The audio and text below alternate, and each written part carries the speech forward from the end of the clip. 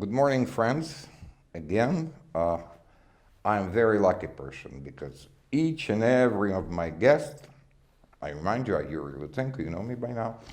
Each of my guests, they don't need any introduction. Today, I am super delighted to have here Ivanna Klympush-Tsintsadze, a very well-known person, not only in Ukraine, but in the West, current member of parliament, head of the Committee on European Integration, previously Deputy Prime Minister of Ukraine, then for many years, a very prominent person in Ukraine's civil society and NGO community, and again, as usual, very good, an old friend of mine. We know each other for don't even try to say how long. Okay, it's actually many more years than that, but we're not saying how many years. Exactly. Greetings.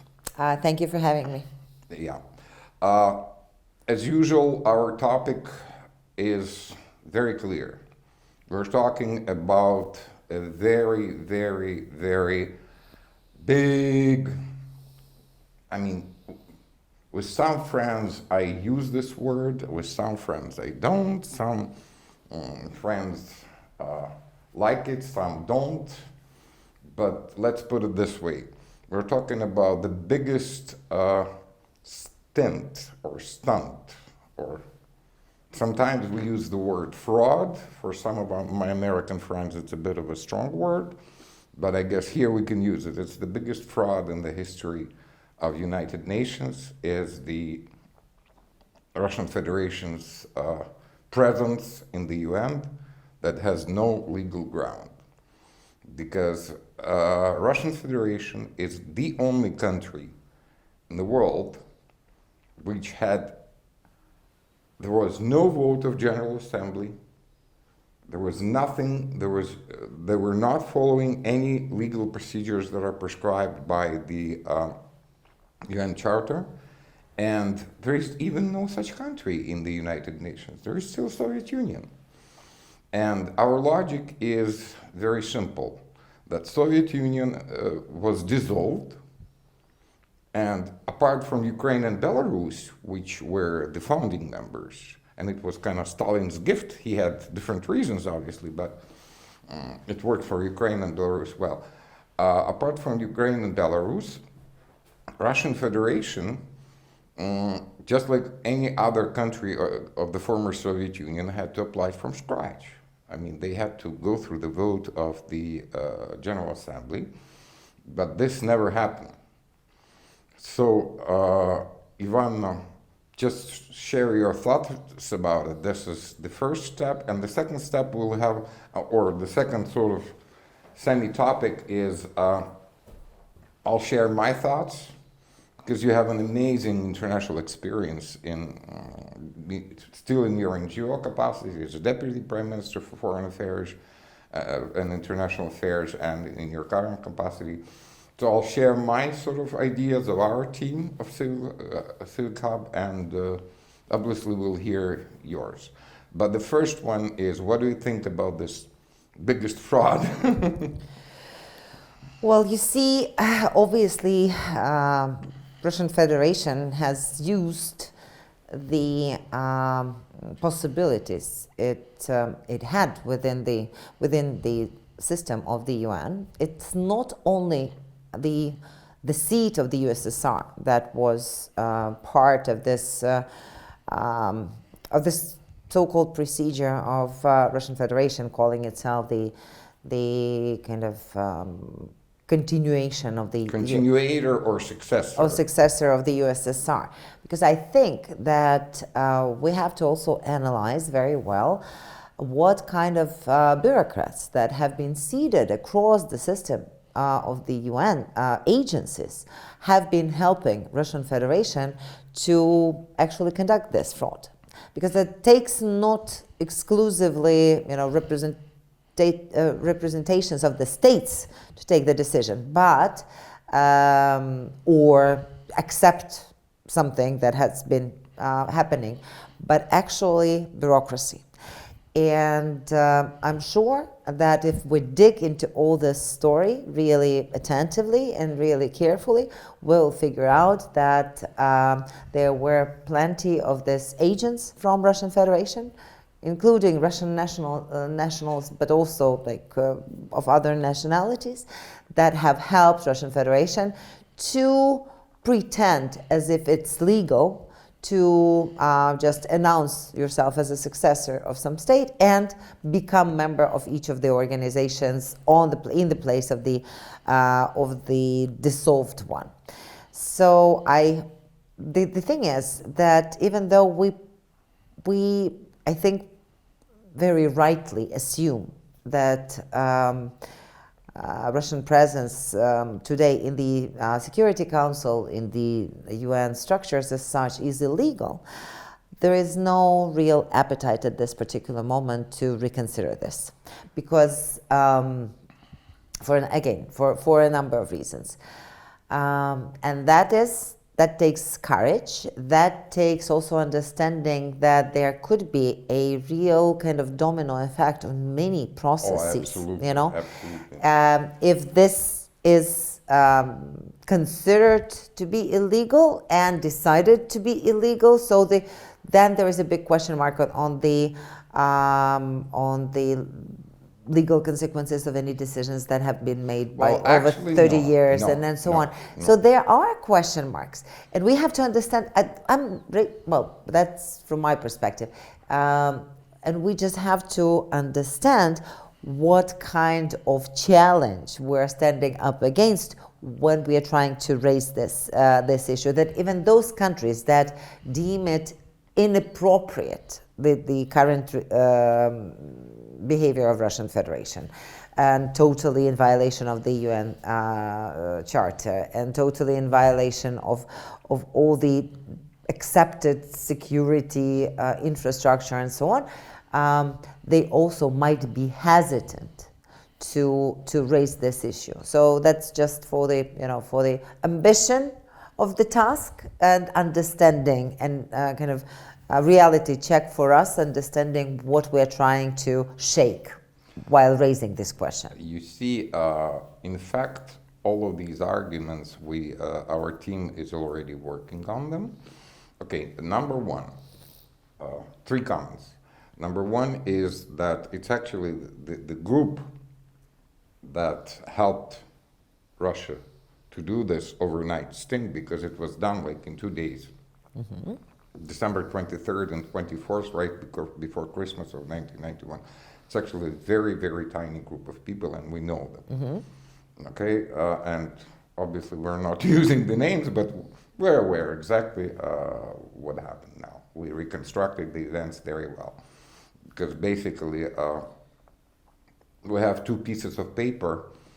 One is so-called Almata Declaration, and the other is Yeltsin's letter to Perez de Cuellar, which both, in terms of legal standing of Russia vis-a-vis United Nations, are just 2 pieces of paper. Okay, that's one comment. Second comment, and here I would absolutely disagree with you on questioning all the decisions for these 31 years, because we have an absolutely marvelous precedent. The replacement of ROC, Republic of China, by China, People's Republic of China. Because nobody, yes, we realize that the task is absolutely huge and tremendous. And for PRC, it took actually 10 years, because the first time the issue of replacing the ROC representation by People's Republic of China, because ROC, which is Republic of China, or Taiwan as we call it now, by 50s and 60s, they didn't represent all of China, right? Mm-hmm. So there were a number of steps which we're not going to dwell upon, but one thing that never ever happened, nobody ever questioned any decisions, neither by the Security Council nor by all of the United Nations for the entire period from 1949 to 1961, when 71, when Republic of China was occupying a seat in the UN Security Council. Nobody ever questions those decisions. So that argument, I mean, you don't have to. You shouldn't underestimate Russia's proxies. No. We're not underestimating. We're not underestimating. so therefore it could be Russia's game. I mean, it's not that faithful and honest countries that are represented in the Council of in the Security Council that they would question, of course, but it would be Russia itself, and if it's not there, then it would use the proxies, and that's something that you would have to consider understanding. So therefore, yes, maybe these arguments on how this transformation from the Republic of China to People's Republic of China representation happened. No, but it's about I mean the fact that nobody ever questioned how the that was decision deemed for the entire period. And again, you see, the power of precedent in the UN is very important. So we have. Hopefully, that will be enough. Yeah, we have an example of two marvelous examples. One is 1992 example of Yugoslavia, when in the summer of 1992, the new Yugoslavia, which was Serbia and Montenegro at that time, right?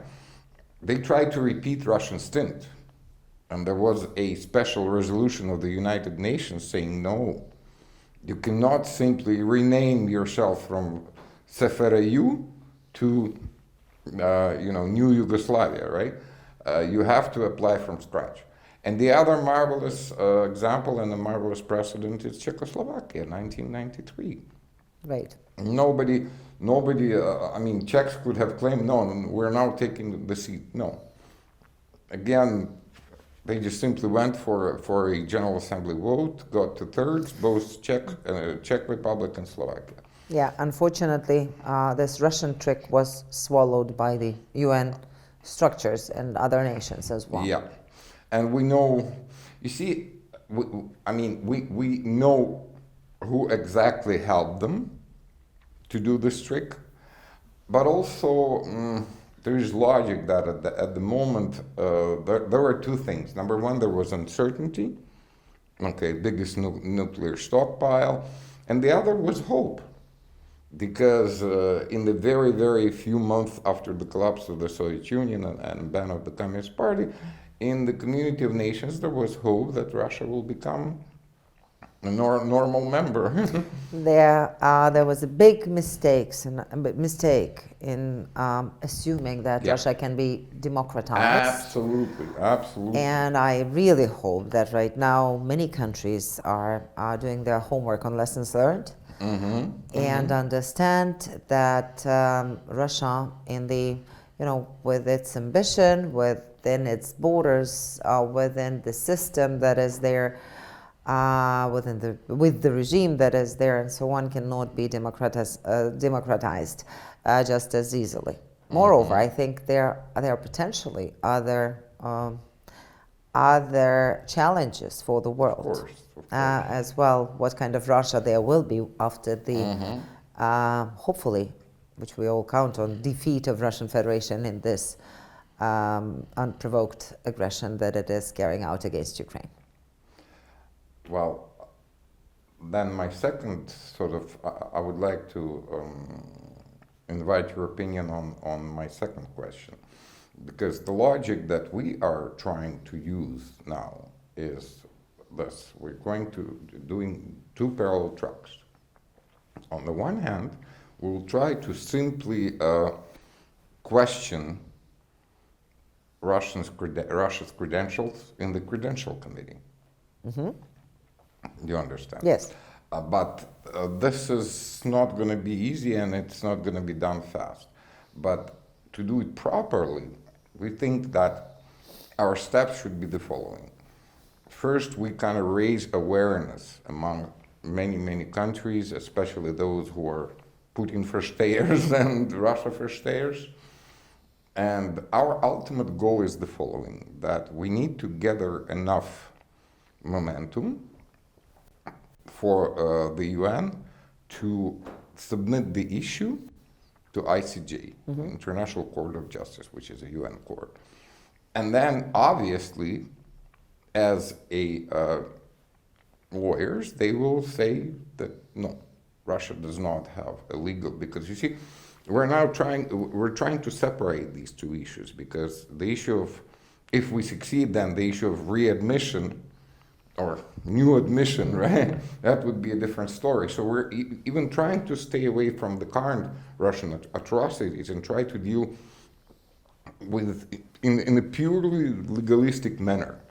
So the International Court of Justice, if there's enough awareness, enough understanding by public at large and by member countries, then the issue is forwarded to ICJ, and obviously ICJ will issue a non-binding decision saying basically what we're saying, that there is no purely legal ground for Russia to be in the UN. And that non-binding decision, after issued, would have a tremendous impact on countries that are kind of neutral and kind of, and especially those who are trying to sort of deal with Russia for their advantage. So do you think it's the right sort of approach? And then we can talk about bringing the issue to General Assembly for a vote after the ICJ decision.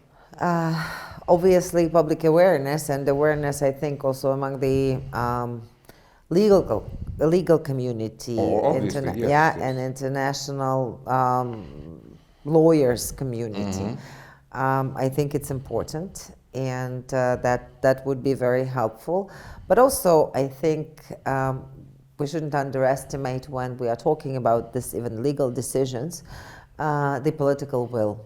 Of course. And there should be, countries standing legally behind this initiative that would be ready to. We're hoping for the help of our closest allies. Right. So therefore, I think a lot will also depend on the quality of the legal team that we can gather in order to prepare the even the request from ICJ to ICJ, for example, ICJ as such, because even if you push the structure, that's one thing, but then you have to kind of support the structure. Of course. So I think it has to be very well thought through, very step by step, well prepared endeavor in order to succeed.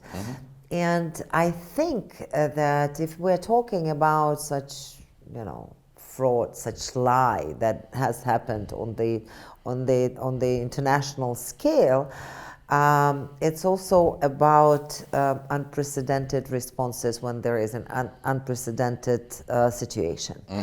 And that requires creativity, that requires leadership as well. So when you have a group of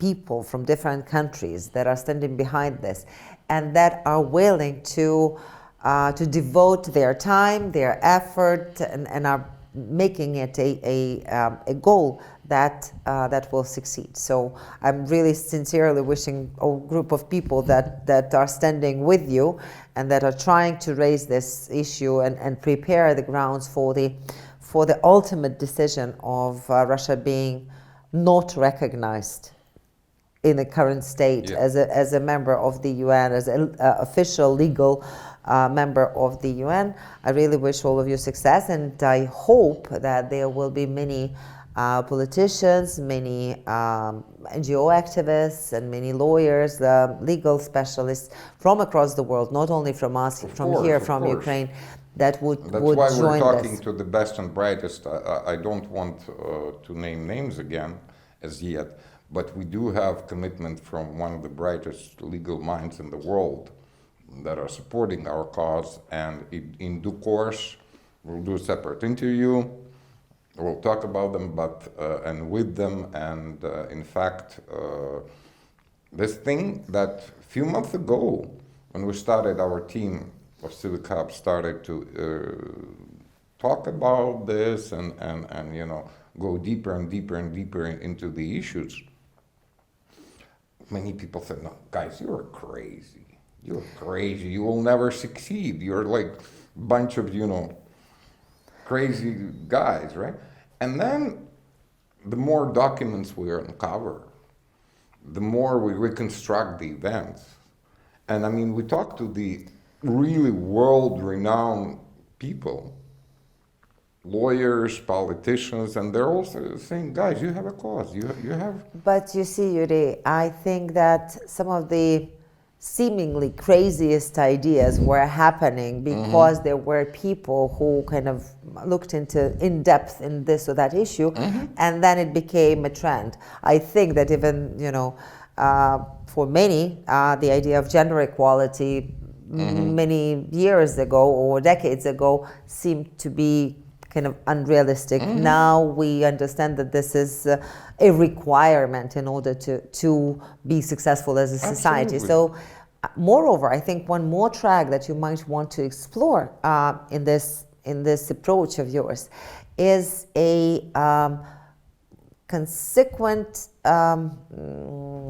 set of lies that Russian Federation has been building its international presence on, including in the UN. Of course. So, and when you have this kind of track record of lies based upon on lies, and basically mounting as an avalanche, then. As lies, I think that could be additional kind of argument that this is the country that is has based its international policy on manipulation and lies, and this is one of the bricks of the stones of those lies that have been of those lies. We can talk about former president of Russia and his leanings, but nevertheless, and I mean, obviously, some of his Telegram posts are just crazy. But his key post, where he says that modern Russia has three pillars: 1,000 years history, biggest nuclear arsenal, and seat in the Security Council.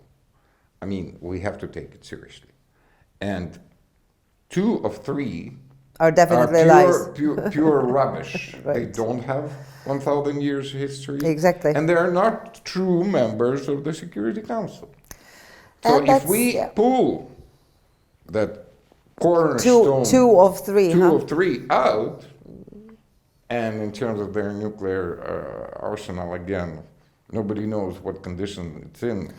Well, we I mean, presume that here there it's is pure speculation, but 2 things. I will probably have another set of podcasts about so-called Russian history and 1,000 years, which something that you and I know very well, that the Russian history that the world knows now, it's like there was this. I always give this comparison to many people, but unfortunately in the West it's less known. But in the Soviet times there was this sort of historical fiction writer, Valentin Pikul, right? So I always say that the Russian history as we know it today, it's the 2 19th century Valentin Pikuls, Solovyov and Kluchevsky, because all of these huge volumes of the history of История государства российского, the history of Russian state, it's as much of a historical fiction as Valentin Pikul, right? Because basically the entire Russian history and the entire concept of Russian Empire was made upon the request of Peter I by 2 Ukrainian intellectuals, Feofan Prokopovich and Iouri. Before that it was just, Moscow. Well, anyway, that's another topic. Very different topic, and we're not going to talk about this. But if we simply shake with the, some of the intellectuals that we spoke about are saying that, guys, we're not sure you will succeed. And you exactly indicated the reasons why. But if you shake and, you know, do the southern No, I believe that you will succeed. I mean, No, but I'm saying, yeah, obviously, saying if you skepticism bite, will be there. of course. But if you bite and bite and bite this one of the key pillars, it would definitely make them nervous. It would definitely make them very, very uncomfortable. And I'm also sure we will succeed. But when and how, that's a different story. Thank you very much. We'll see. Ivana, Thank it's you. a great Thank you, pleasure Iouri. to talk Thank to you. you. Thank you.